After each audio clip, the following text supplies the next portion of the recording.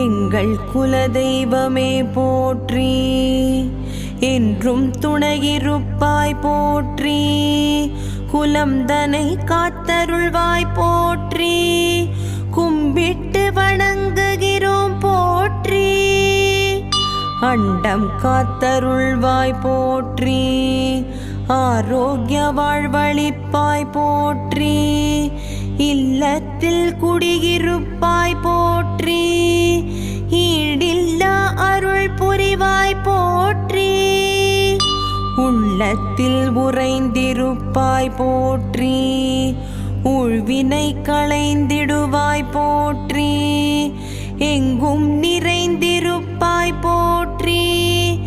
ஏற்றமிகு வாழ்வளிப்பாய் போற்றி,